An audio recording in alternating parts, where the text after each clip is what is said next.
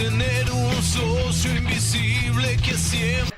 Comentar un poquito algo que nosotros, la verdad que tocamos medio de por arriba, ¿no? Que, o sea, tenemos alguna idea de qué se trata, todo, obviamente apoyamos porque era lo que Javier ya lo venía proponiendo en la campaña del 23, que es la reforma laboral. Contar un poquito de qué es ese proyecto de reforma laboral. Bueno, el proyecto de reforma laboral que ahora, bueno, pasó por el Senado, que tuvo el primer dictamen y primeras modificaciones, establece algunas reglas para lo que son los litigios laborales. Va a terminar de establecer algunas reglas. Por ejemplo, hoy que los jueces laborales ponen cualquier tipo de, digamos, de actualización para cuando son los juicios, entonces establece, bueno, no, es el IPC más el 3%, que lo toma de un proyecto que era de la diputada, que ahora es de la Libertad Avanza, Verónica Razzini.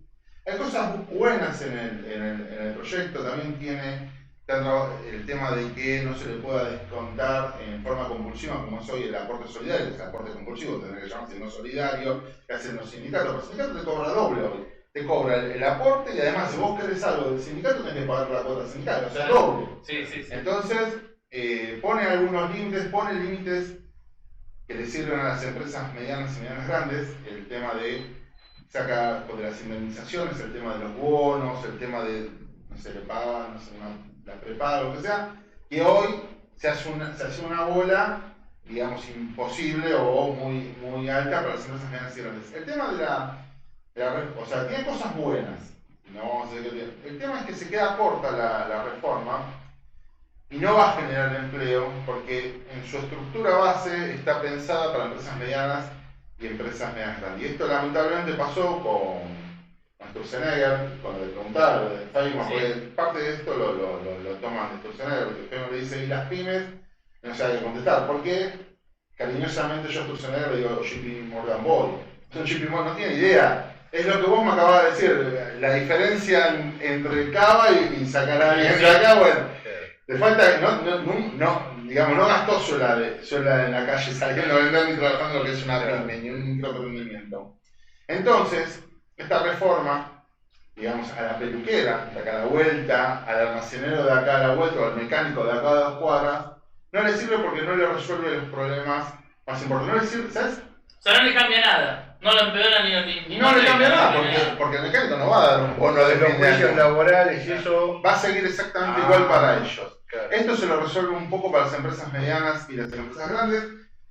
Y lo que tenemos que pensar es, siempre digo, en las Karina Milei. Karina Milei, siempre muy emprendedora, tuvo negocios de neumáticos, tuvo negocios de organización de eventos, administró negocios de la familia, también después siguió con el emprendimiento de las tortas.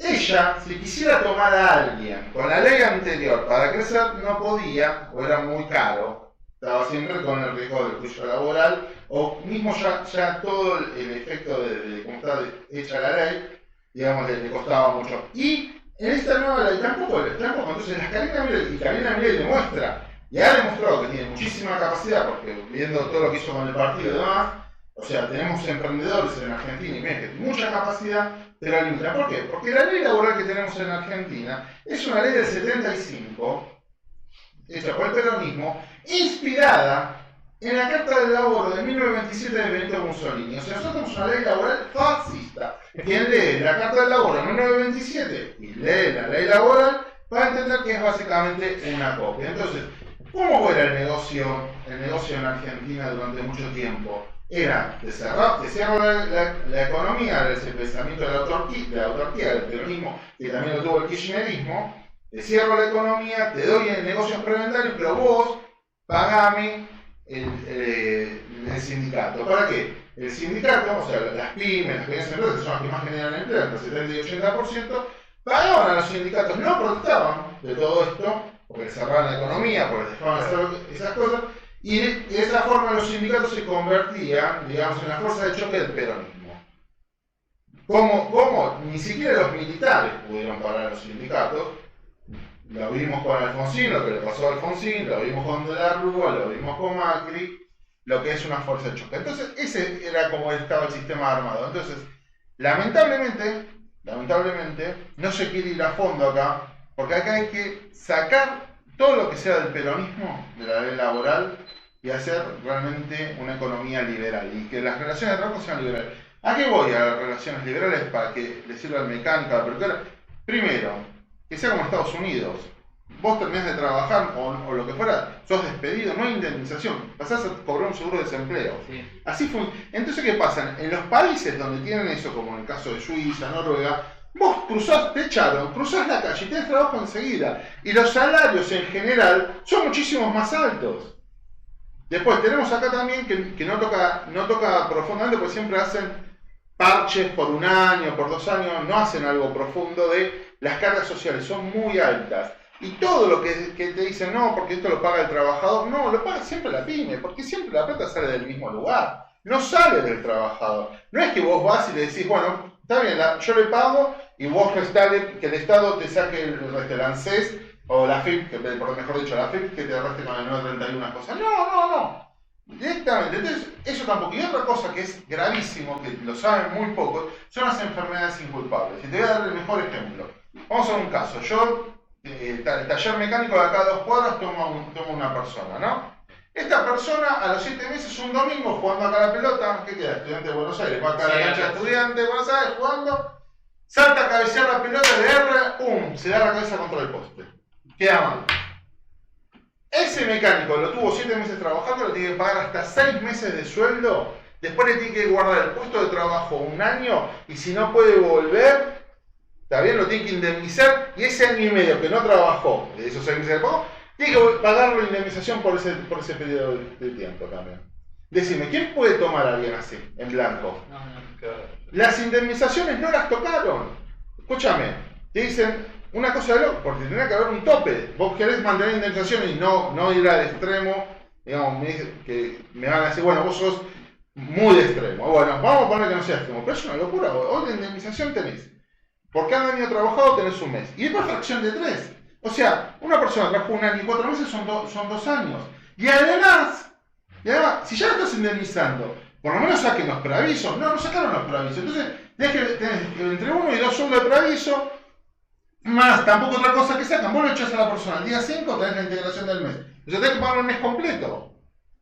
Entonces, yo no pienso porque siempre pensamos en Techín, en Toyota, y el gran problema que tuvimos siempre en Argentina es, pensando en Techín, Toyota, le pusimos esas leyes y esas reglamentaciones a las empresas más chicas. Por eso tenemos todo destruido. Y aparte otra de las destrucciones. O sea, lo que apuntás, a ver si lo entiendo, es que las reglas no tendrían que ser las mismas para una pyme, para una mediana empresa o para una empresa grande. No, tendrían que ser las mismas, pero siempre pensando desde la unidad productiva más baja. Siempre nosotros ponemos las leyes pensando en la unidad productiva más grande. Claro. No, poné la misma ley, dale a Techín las mismas reglas, pero pensando en la unidad productiva baja. De esa forma vas a tener generación de empleo en blanco y va a cambiar bastante. Hoy realmente no sirve. Aparte esas cosas que hacen temporales y todo, nunca terminan dando efecto. Y nosotros en Argentina tenemos un problemón que pasó. No solamente no tenemos flexibilización, sino que a partir del 2011, de la mano del fallecido abogado y diputado de la CGT, que era Héctor Recalde, se hicieron más de 40 reformas laborales pro sindicato y en contra de las pymes. Por eso desde 2011 a la fecha nosotros no tenemos generación de empleo privado. Entonces, después queremos mejorar las jubilaciones, no vamos a poder mejorar las jubilaciones, no podemos mejorar nada si nosotros no hacemos ese cambio para tener en blanco, para regularizar la economía, que para que alguien pueda ser empleado, empleable no tiene que ser hoy adoptarse un hijo. Fíjate este caso que te dije del mecánico. Y eso lo saben pocos. Y eso lo puede llegar a destruir. Imagínate a alguien que yo tomaba, alguien a ayudarme. Le pasó algo y sobre mí recae toda otra cosa. Vamos otra más. Y el día para si no, puedo estar un día. Este mecánico tenía al empleado hace 7 años, vamos a ponerle. Y el mecánico, este muchacho un domingo se fue a caminar y lo atropellaron. No tiene acá el mecánico, no es una situación tiene que pagar la indemnización, 50% de indemnización. Por un accidente de tránsito. Necesito que no tenga nada atrás. ¿Se entiende? O vamos a poner el caso, el mecánico se muere y tenía 2 personas.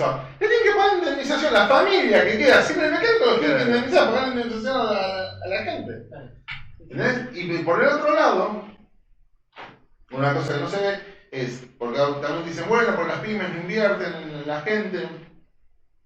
El empleado cierra, dice, me voy y se va. Entonces, la pyme por eso lo capacitó, le pagó cursos, lo que fuera.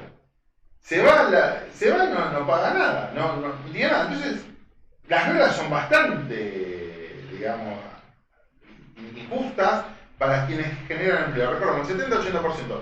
Lamentablemente, quienes piensan en, digamos, lo que se está viendo, lo que proyectan algunos, es decir, bueno, no importa las pymes, nosotros no apuntamos a las empresas más grandes, por eso ahora se sacó también esta ley de inocencia fiscal, porque dicen, bueno, si tenemos las 10.000 empresas que más facturan, y bajo esa ideología te dicen, que esto es lo que lo dijo el JP Morgan Boy el otro día, dice, minería, dice, podemos ganar trabajo, sí, pero ganas muy poco, las empresas grandes ganan muy poco trabajo, vaca muerta, y ahora vamos a ver cómo queda con esto de lo de Venezuela, y el campo.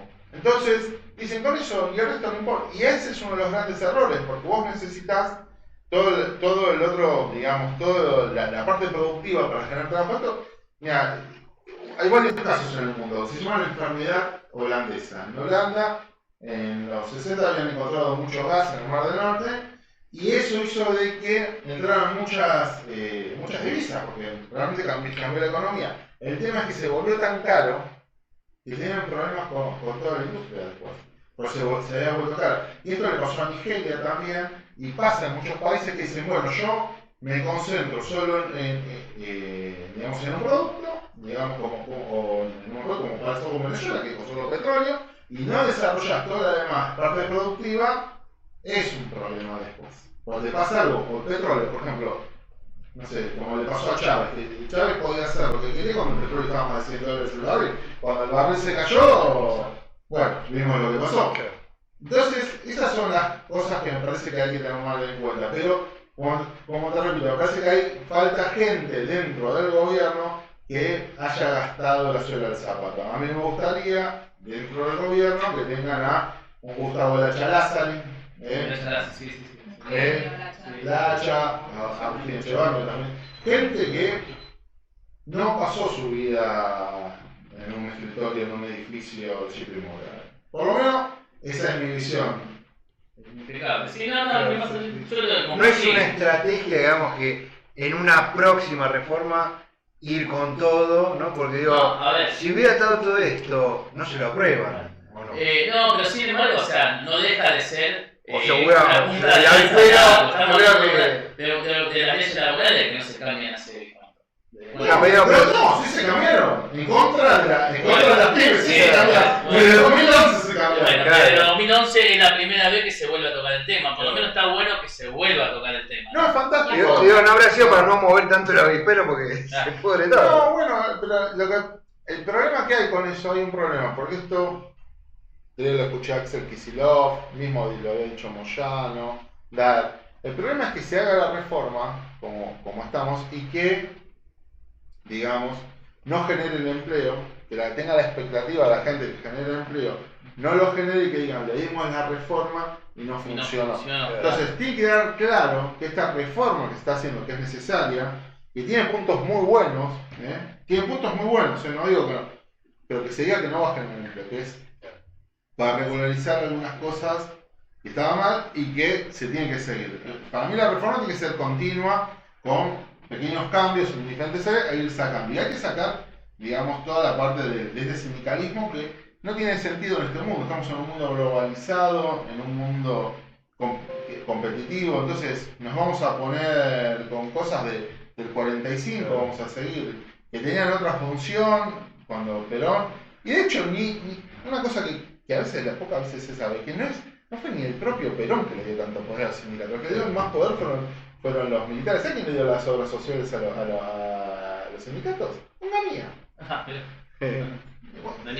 Y por eso son muchas cosas que la gente no sabe de cómo vino. De hecho, los Perón, en un momento estaba Bandol que decía peronismo sin Perón, o sea que querían hacer. Claro.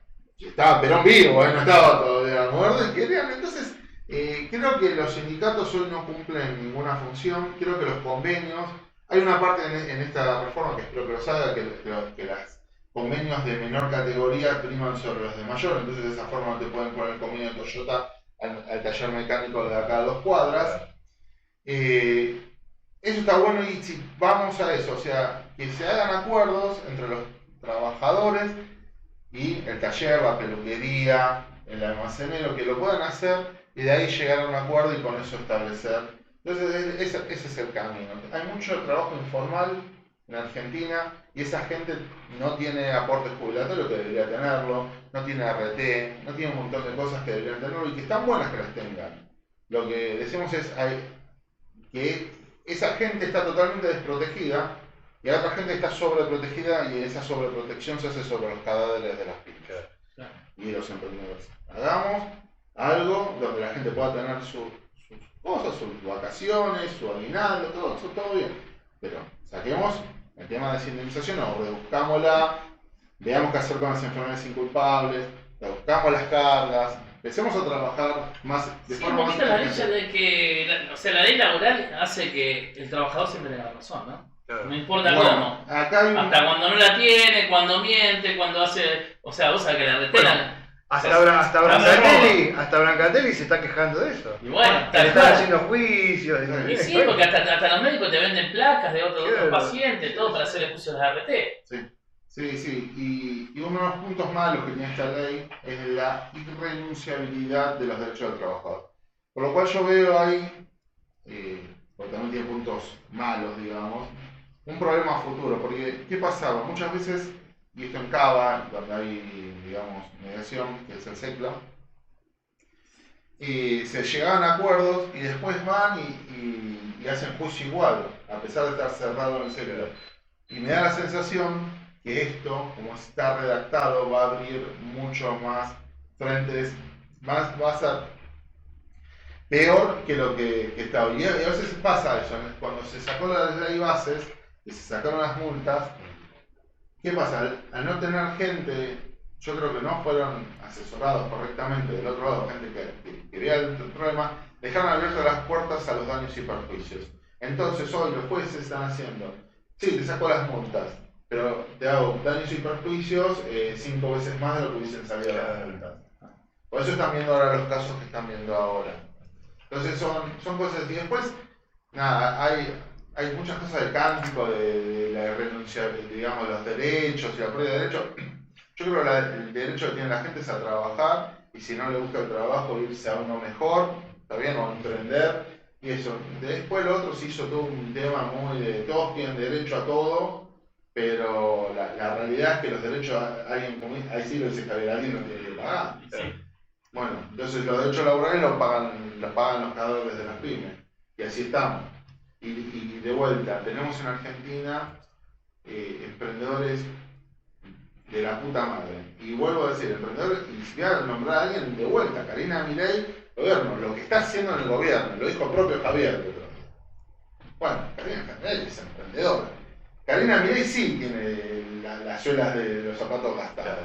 Necesitamos más y que intervengan y que vean de meter los cambios necesarios. Lamentablemente no veo que quien los haya parte de esto. En el Consejo de Mayo, por ejemplo, que se hizo, no había pymes.